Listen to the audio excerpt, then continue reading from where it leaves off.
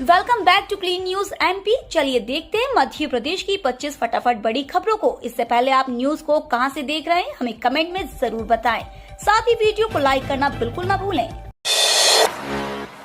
ग्वालियर में 425 केंद्र करेंगे प्राकृतिक खेती की जन जागृति फैलाने का काम। प्राकृतिक खेती को नई दिशा देने के लिए देश के 425 कृषि केंद्र काम करेंगे, जिससे किसान रासायनिक खाद का प्रयोग बंद कर प्राकृतिक ढंग से खेती बड़ी कर अनाज का उत्पादन करे। इसका लाभ यह होगा कि बीमारियां घटने लगेंगी। अभी पेस्टिसाइड्स का अधिक प्रयोग लोगों में बीमारियां पैदा कर रहा है, जिसको लेकर केंद्रीय कृषि मंत्री नरेंद्र सिंह तोमर की अध्यक्षता में प्राकृतिक खेती पर एक कार्यशाला का आयोजन किया गया, जिसमें देश भर के वैज्ञानिक व किसान शामिल हुए थे। इसमें उन्होंने प्राकृतिक खेती के फायदे व रासायनिक खेती के नुकसान बताए। जल्द जारी होगी सीबीएसई बोर्ड की डेट शीट। 15 फरवरी से शुरू होंगे एग्जाम। बहुत जल्द central board of secondary education board परीक्षाओं के लिए डेट शीट जल्द जारी कर सकता है। छात्रों को भी इसका बेसब्री से इंतजार है। मीडिया रिपोर्ट्स के मुताबिक 15 फरवरी 2023 से बोर्ड परीक्षाओं का आयोजन कर सकता है। अब तक आईसीएसई समेत कई स्टेट बोर्ड ने 10वीं और 12वीं के लिए डेट शीट जारी कर दिए हैं। भाजपा आंदोलन के बाद बिजली कंपनी आई दबाव में। 9040 उपभोक्ताओं का सुरक्षा चार्ज माफ। जिला भाजपा द्वारा जिले में उपभोक्ताओं के सुरक्षा चार्ज वापस लेने की मांग को लेकर चरणबद्ध तरीके से बिजली बिल सरचार्ज को लेकर धरना प्रदर्शन आंदोलन किया गया। इसी का नतीजा है कि विद्युत कंपनी द्वारा नवंबर माह में उपभोक्ताओं को सुरक्षा चार्ज के नाम पर डबल अधिक बिल को लेकर राज्य शासन के निर्देश पर बीपीएल परिवारों को सुरक्षा चार्ज में छूट दिया गया है, जिससे बीपीएल उपभोक्ताओं को राहत मिला है। मध्य प्रदेश में मुख्यमंत्री के गृह जिले में 52% घरों में नहीं पहुंचा पानी। प्रधानमंत्री नरेंद्र मोदी की प्राथमिकता वाले जल जीवन मिशन के काम में लापरवाही और लेट लतीफी को लेकर मुख्यमंत्री शिवराज सिंह चौहान नाराज हैं। हालत यह है कि जिम्मेदार अधिकारी पिछले 3.5 साल में मुख्यमंत्री के गृह जिले सीहोर में 52.47% और उनकी कर्मभूमि विदिशा जिले में 57.42% घरों में पानी नहीं पहुंच पाया है।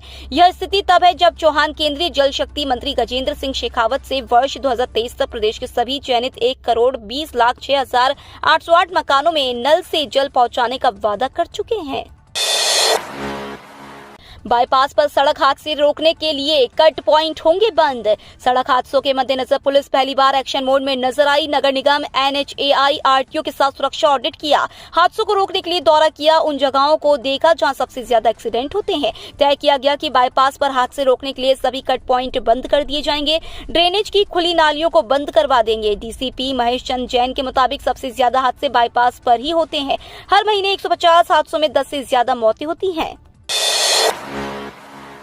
जमीन के लिए आदिवासी बेटियों से शादी यह लव नहीं जिहाद है, जरूरत पड़ी तो कानून बनाएंगे। सीएम ने कहा कि दूसरे धर्म के लोग आदिवासी बेटियों को बहला फुसलाकर जमीन हथियाने के लिए शादी कर रहे हैं। यह लव नहीं जिहाद है, लेकिन प्रदेश की धरती पर जिहाद नहीं चलने दूंगा। कोई शादी कर ले और बेटी के 35 टुकड़े कर दे, यह नहीं चलेगा। जरूरत पड़ी तो लव जिहाद कानून बनाया जाएगा। मुख्यमंत्री शिवराज सिंह चौहान ने स्टेडियम में मौजूद आदिवासियों को पैसा कानून के अधिकारों के साथ ही मनरेगा के बारे में जानकारी दी। उन्होंने कहा कि पैसा कानून किसी भी धर्म के खिलाफ कानून नहीं बनाया गया है। उन्होंने कहा कि पैसा कानून आदिवासियों के लिए है। आपकी जमीन पर कोई भी ऐसे अधिकार नहीं कर सकता। बिलासपुर नागपुर के बीच दौड़ेगी देश की 6वीं वंदे भारत ट्रेन। पीएम मोदी 11 दिसंबर को करेंगे उद्घाटन। देश की 6वीं वंदे भारत ट्रेन बिलासपुर और नागपुर के बीच दौड़ती नजर आएगी। रेलवे के एक अधिकारी ने रविवार को बताया कि इसका उद्घाटन 11 दिसंबर को होगा। सप्ताह में 6 दिन चलने वाली यह ट्रेन के 5.5 घंटे में एक और का सफर पूरा करेगी। रेलवे ऑफिसर ने बताया बिलासपुर नागपुर वंदे भारत ट्रेन का उद्घाटन 11 दिसंबर को प्रधानमंत्री नरेंद्र मोदी नागपुर में करेंगे। एमपी में ग्रुप 2 सब ग्रुप 3 भर्ती आवेदन की अंतिम तिथि आज। मध्य प्रदेश कर्मचारी चयन मंडल ने ग्रुप 2 सब ग्रुप 3 भर्ती के आवेदन की अंतिम तिथि आज यानी 5 दिसंबर 2022 है। एमपी कर्मचारी चयन मंडल की इस भर्ती में भाग लेने के इच्छुक अभ्यर्थी आज तक ऑनलाइन आवेदन कर सकते हैं। एमपीवीबी ग्रुप 2 सब ग्रुप 3 भर्ती को लेकर मंडल की वेबसाइट pv.mp.gov.in पर रूल बुक भी जारी कर चुकी है। अभ्यर्थी रूल बुक में दिए निर्देशों से आसानी से अपना आवेदन फॉर्म भर सकते हैं। शिक्षकों के सड़कों पर उतरने से पहले प्रमोशन का फॉर्मूला रेडी। समग्र शिक्षक संघ ने भोपाल समाचार को बताया कि स्कूल शिक्षा और जनजाति विभाग अंतर्गत कार्यरत पुराने संवर्ग के वरिष्ठ शिक्षक और व्याख्याता अपनी वर्षों से लंबित मांगों को लेकर आज सोमवार 5 दिसंबर को प्रदेश के समस्त जिला मुख्यालयों पर उपस्थित होकर मुख्यमंत्री और मुख्य सचिव के नाम ज्ञापन सौंपेंगे। इधर मंत्रालय से खबर मिली है कि ओल्ड कैडर के सीनियर टीचर्स के प्रमोशन का फॉर्मूला तैयार हो गया है। पेट्रोल डीजल की कीमतों को लेकर हुआ बड़ा ऐलान। आज सुबह 5-5 रुपए सस्ता होगा तेल। पेट्रोल डीजल की कीमतों को लेकर बड़ी खबर सामने आ रही है। पिछले 8 महीनों से लगातार घरेलू बाजार में तेल के दाम स्थिर बने हुए हैं। ऐसे में आज यानी 5 दिसंबर को पेट्रोल डीजल की कीमतों में बड़ी कटौती हो सकती है। 5 तारीख को पेट्रोल डीजल पर 5 रुपए की कटौती एक साथ हो सकती है। इसके बारे में एक्सपर्ट ने भविष्यवाणी की है। कच्चे तेल की कीमतों में आई बड़ी गिरावट की वजह से तेल कंपनियां पेट्रोल डीजल की कीमतों में बड़ी राहत देने की तैयारी कर रही है। क्रूड का भाव पिछले काफी समय से $90 प्रति बैरल के नीचे चल रहा है। फिर बढ़ेगी होम लोन की ब्याज दर। एमपीसी से पहले आरबीआई से रेपो रेट में नरमी बरतने की गुजारिश। लगातार बढ़ती महंगाई दर को काबू करने के लिए रिजर्व बैंक ऑफ इंडिया मई से अब तक 4 बार रेपो रेट में इजाफा कर चुका है। इस दौरान आरबीआई की तरफ से रेपो रेट में 1.90% का इजाफा किया गया है। केंद्रीय बैंक के गवर्नर शक्तिकांत दास की अध्यक्षता वाली 6 सदस्यीय मौद्रिक नीति समिति की मीटिंग आज से शुरू होगी। मौद्रिक नीति की घोषणा 7 दिसंबर को की जाएगी। सर्वर पर नहीं दिखता है वाहनों का डेटा, मालिक के पास दिखाने के दस्तावेज नहीं। पिछले 4 माह में वाहन लेने वाले ऐसे लोग हैं जिन्हें अब तक रजिस्ट्रेशन कार्ड नहीं मिल सके हैं। उनके सामने परेशानी खड़ी हो गई है। दरअसल पुलिस चेकिंग में उनके पास कोई दस्तावेज ही नहीं है। वहीं पंजीयन पूरा होने के बाद भी वाहन पोर्टल पर वे अपनी गाड़ी का रिकॉर्ड नहीं देख सकते हैं। आरटीओ से जो अथॉरिटी लेटर देने की बात हुई थी वह भी अब तक जारी नहीं हुए हैं। बीते अगस्त से केंद्र सरकार के वाहन पोर्टल पर जब से पंजीयन की प्रक्रिया शुरू की गई है तभी से पंजीयन कार्ड की दिक्कत हो गई है। चीन से कार्ड नहीं आ पाने का इसका कारण बताया जा रहा है। बाद में बिना चिप वाले कार्ड बुलवाए गए थे लेकिन अब वे भी खत्म हो गए हैं। यूरोलॉजी राष्ट्रीय सम्मेलन में किया गया शल्य चिकित्सा का सीधा प्रसारण। नेताजी सुभाष चंद्र बोस मेडिकल कॉलेज अस्पताल में बाल चिकित्सा यूरोलॉजी के राष्ट्रीय सम्मेलन का शुभारंभ हुआ। 5 दिवसीय सम्मेलन का आयोजन शिशु शल्य क्रिया विभाग द्वारा किया जा रहा है। सम्मेलन में जर्मनी के प्रसिद्ध शिशु यूरोलॉजिस्ट डॉक्टर अहमद हदीदी समेत अमेरिका, सिंगापुर, ऑस्ट्रेलिया व देश के कई शहरों से शिशु यूरोलॉजी विशेषज्ञ शामिल हो रहे हैं। सम्मेलन का उद्घाटन डॉक्टर हदीदी ने किया। इस दौरान यूरोलॉजी से संबंधित बीमारियों से पीड़ित 105 बच्चे चिन्हित किए गए हैं। ये बच्चे यूरोलॉजी की गंभीर समस्या की चपेट में हैं, जिनका मेडिकल में निःशुल्क ऑपरेशन किया जा रहा है। शल्य चिकित्सा का सीधा प्रसारण किया गया। केबल बनाने वाली बड़ी कंपनी जल्द खोलेगी अपना आईपीओ, मिलेगा मोटी रकम कमाने का मौका। इस महीने कई कंपनी अपना आईपीओ लाने की तैयारी में लगी है। अब आरआर केबल ग्रुप की कंपनी का नाम भी खबरों में आ चुका है। बता दें कि यह कंपनी वायर और केबल का उत्पादन करती है और अपना बहुत जल्द अपना इनिशियल पब्लिक ऑफरिंग लाने की तैयारी में भी जुट चुकी है।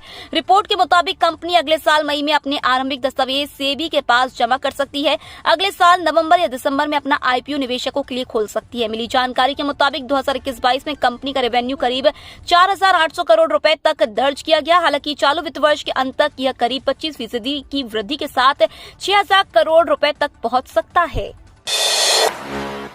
दुनिया में धमाल मचाएंगे देसी टॉयज, केंद्र सरकार करेगी 3,500 करोड़ रुपए की मदद। चाइनीज खिलौनों पर लगाम लगाने के बाद अब केंद्र सरकार देसी टॉयज मार्केट को बूस्टअप करने का विचार कर रही है ताकि दुनिया भर में भारत के खिलौने धमाल मचा सके। वास्तव में डोमेस्टिक मैन्युफैक्चरिंग को ग्लोबल लेवल पर कॉम्पिटेट बनाने के लिए सरकार अब खिलौनों को 3,500 करोड़ रुपए के उत्पादन से जुड़ी PLI का बेनिफिट देने का विचार कर रही है। यह बेनिफिट उन्हीं को दिया जाएगा जो भारतीय मानक ब्यूरो यानी BIS के स्टैंडर्ड के अनुरूप होंगे। भारत जोड़ो यात्रा के दौरान लगे देश विरोधी नारों पर कमलनाथ के बयान पर VD शर्मा ने लगाए आरोप। पाकिस्तान जिंदाबाद के नारे लगने की घटना और कांग्रेस के ट्वीट किए जाने की कमलनाथ द्वारा पुष्टि किए जाने पर बोले बीजेपी के प्रदेश अध्यक्ष VD शर्मा का बयान सामने आया है। उन्होंने कहा कि भारत जोड़ो यात्रा के अंदर पाकिस्तान जिंदाबाद के नारे लगे। आज तो कमलनाथ जी ने पूरी यात्रा को एक्सपोज ही कर दिया। उन्होंने कह दिया कि यात्रा में पाकिस्तान जिंदाबाद के नारे लगे और वो वहां पर लाइव चल रहा था तो कांग्रेस के ट्विटर हैंडल पर वो अपलोड हो गया और हमने डिलीट कर दिया। नए साल से पहले कर्मचारी पेंशनर्स के लिए अच्छी खबर, डीए में 5% की वृद्धि संभव। केंद्र सरकार के कर्मचारियों के लिए अच्छी खबर है। मीडिया रिपोर्ट्स की माने तो जल्द ही उनके महंगाई भत्ते में इजाफा देखने को मिलेगा। सरकारी कर्मचारियों के महंगाई भत्ते और महंगाई राहत में 4 से 5% की वृद्धि की संभावना तेज हो गई है। अभी तक के AICPI आंकड़े में इस बात के संकेत मिल रहे हैं। इंदौर में डेंगू का एक भी मरीज उपचारित नहीं। राहत की बात है कि शहर में डेंगू और कोरोना नियंत्रित है। वर्तमान में शहर में डेंगू का एक भी मरीज उपचारित नहीं है।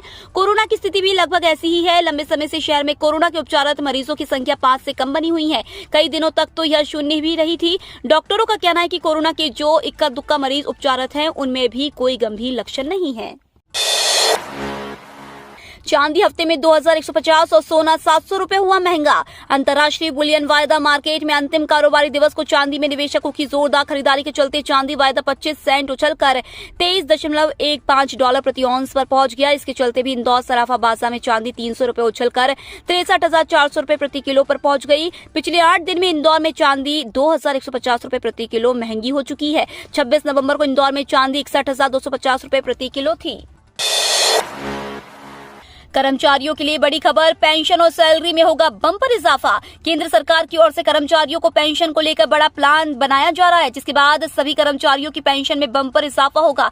कर्मचारी भविष्य निधि संगठन के तहत इस समय कर्मचारियों की मिनिमम सैलरी को बढ़ाने की भी बात चल रही है। सरकार जल्द ही कर्मचारियों के लिए बड़ा फैसला लेने वाली है। बता दें, इस समय कर्मचारियों की मिनिमम सैलरी 15,000 रुपए है, जिसको बढ़ाकर 21,000 रुपए करने का फैसला लिया जा सकता है। कर्मचारियों की मिनिमम सैलरी बढ़ने के बाद में पेंशन में भी इजाफा होगा।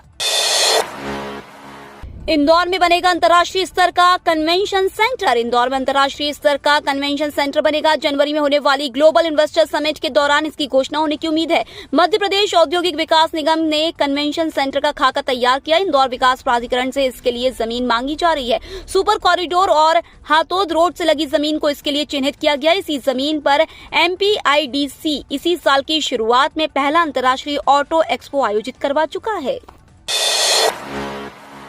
मेहंदी हसन ने भारत के हाथों से छीनी जीत। बांग्लादेश ने पहला वनडे 1 विकेट से जीता। भारत और बांग्लादेश के बीच 3 मैचों की वनडे सीरीज का कल से आगाज हो गया है। पहला वनडे मुकाबला ढाका के शेरे बांग्ला स्टेडियम में खेला गया। बांग्लादेश ने इस बेहद रोमांचक मुकाबले को 1 विकेट से अपने नाम किया। बांग्लादेश ने रोमांचक मुकाबले में भारत को 1 विकेट से हराकर सीरीज में 1-0 की बढ़त बना ली है। इस मुकाबले में मेहंदी हसन, मिराज और मुस्तफिजुर रहमान ने आखिरी विकेट के लिए अर्धशतकीय साझेदारी करते हुए टीम को हार के मुंह से निकालकर जीत तक पहुंचाया। 3 संभागों में 6 दिसंबर से बदलेगा मौसम। स्ट्रॉन्ग विंड सिस्टम होगा तैयार, शीतलहर की चेतावनी। मध्य प्रदेश के मौसम में उतार चढ़ाव का दौर जारी है। दरअसल आज कई क्षेत्रों में आसमान में बादल घिरे रहेंगे।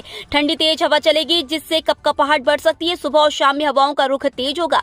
तापमान में गिरावट भी देखी जा रही है। हालांकि दोपहर के वक्त धूप निकलेगी, जिससे लोगों को राहत मिलने के आसार हैं। 6 दिसंबर से प्रदेश में कड़ाके की ठंड का पूर्व अनुमान जताया गया है। ग्वालियर, जबलपुर में तापमान 6 डिग्री सेल्सियस तक रिकॉर्ड किया जा सकता है। इसके अलावा भोपाल और इंदौर में भी तापमान में गिरावट देखी जाएगी।